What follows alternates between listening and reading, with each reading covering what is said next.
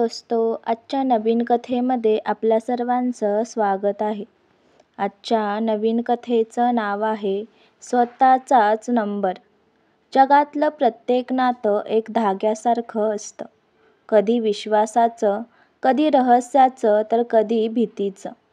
आजच्या तंत्रज्ञानाच्या युगात फोन, मोबाईल हे फक्त बोलण्यासाठी नाहीत तर एकमेकांवर लक्ष ठेवण्याचं, फसवण्याचं, घाबरवण्याचं साधनही होऊ शकतं. आणि हाच अनुभव अभिजित नावाच्या साध्या तरुणाला आला. अभिजित पुण्यातील एका प्रायव्हेट कंपनीत अकाउंट्स विभागात काम करायचा. वय फक्त 28. त्याची दिनचर्या अगदी नेहमीसारखी. सकाळी ऑफिस, संध्याकाळी मित्रमैत्रिणींसोबत गप्पा, रात्री घरी वाचन किंवा नेटफ्लिक्स. एके दिवशी सकाळी तो ऑफिसला निघणार इतक्यात मोबाईल वाजला. स्क्रीनवर ओळखीचा नंबर दिसला. 93211200. हॅलो. समोरून आवाज नाही. फक्त थोडासा श्वास ऐकू येत होता. कॉल कट झाला. अभिजितला जास्त काही वाटलं नाही, पण दुसऱ्या दिवशी त्याच वेळी पुन्हा तोच नंबर आणि परत शांतता. तिसऱ्या दिवशीही कॉल आला. अभिजितने रागाने विचारलं, कोण बोलतंय? बोलायचं असेल तर फोन करू नका. बोलायचं नसेल तर फोन करू नका. समोरून हलकासा कुजबुजणारा आवाज आला.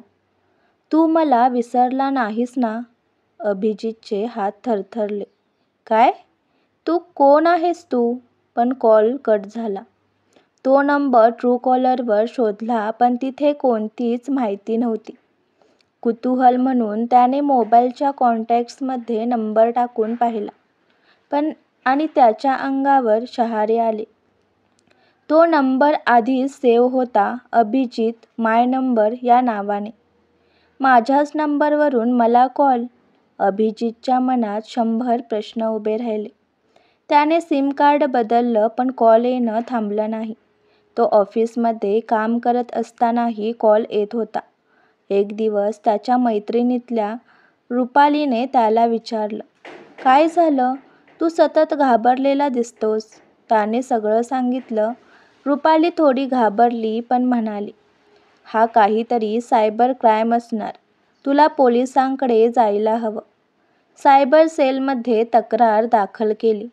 पोलिसांनी कॉल डिटेल्स तपासले. पण आश्चर्य म्हणजे त्या नंबरवरून कुठलाही कॉल झाल्याचं रेकॉर्डच नव्हतं. मग हे कॉल कुठून येतात? अभिजितने विचारलं. पोलिसांकडे उत्तर नव्हतं. त्या रात्री तो झोपेत असताना पुन्हा मोबाईल वाजला. त्याने रेकॉर्डिंग ऑन करून फोन उचलला. समोरून त्याचाच आवाज आला. अभिजित, सत्यापासून पळू नकोस. सकाळी तो हादरलेला ऑफिसला गेला. डोकं कामात लागत नव्हतं. तो लॅपटॉपवर फाईल्स पाहत होता तेव्हा अचानक एक मेल आला. From unknown. सब्जेक्ट, तुला अजूनही आठवतं का? 2017 नाशिक. त्याने मेल उघडला. त्यात लिहिलं होतं, तू केलेली चूक तुला आयुष्यभर त्रास देईल. कॉल्स फक्त सुरुवात आहेत. 2017 नाशिक. अभिजितच्या डोक्यात जुनी आठवण जागी झाली. तो त्या काळात नाशिकमध्ये नोकरीसाठी होता. तिथे त्याची जवळीक झाली होती सोनाली नावाच्या मुलीशी. त्यांचं नातं गुप्त होतं कारण सोनालीचं लग्न ठरलेलं होतं. एके दिवशी भांडण झालं. सोनाली रडत रडत म्हणाली, तू माझ्याशी खेळ केलास अभिजित. मला हे आयुष्य जगता येणार नाही. आणि काही दिवसांनी बातमी आली, सोनालीने आत्महत्या केली. अभिजित तिला खूप विसरण्याचा प्रयत्न करत होता पण ती आठवण त्याच्या मनात कुठेतरी दडलेली होती. सायबर सेलने तपास पुढे नेला. शेवटी समजलं की अभिजितच्या मोबाईलमध्ये कुणीतरी मालवेअर टाकलं होतं, जे त्याच्या जुन्या कॉल्स, आवाज, मेल्स वापरून फेक कॉल्स निर्माण करत होतं. ते सगळं कोणी केलं?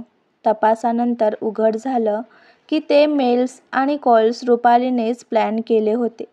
हो, त्याची सध्याची मैत्रीण रुपाली. कारण तिला अभिजितच्या भूतकाळाबद्दल माहिती मिळाली होती.